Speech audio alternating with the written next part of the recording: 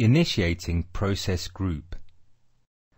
The Initiating Process Group formally starts a project by incorporating all the needs of the organization into a project charter and preliminary scope statement.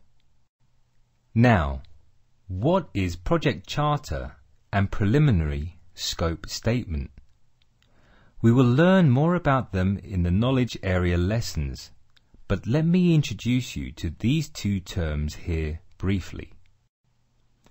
A project charter is a document that authorizes a project.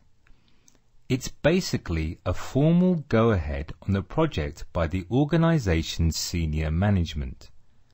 The project charter has information like who is the project manager, who is the stakeholders of this project, and what is the product or services of the project, high-level risk, cost, schedule, and so on of the project.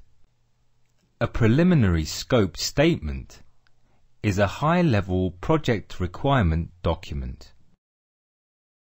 There are various inputs to the initiating process group. If the project is undertaken under a contract, then the contract is an input. If the project is undertaken to meet some business need of an organization, then the business need is an input. The possible team members who would work on the project, the list of stakeholders, and the project archive of the organization are all inputs to the initiating process group. Now, let's look at what all action happens in an initiating process group. The most important one is to decide which project is to be taken up for execution from the list of probable projects.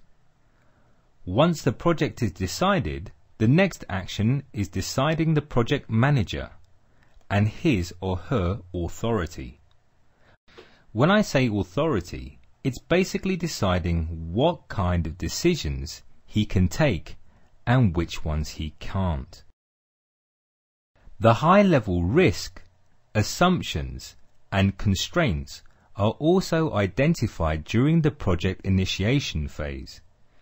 Along with this, the high-level project organization and the number of phases in which the project would be executed is also decided during the project initiation phase.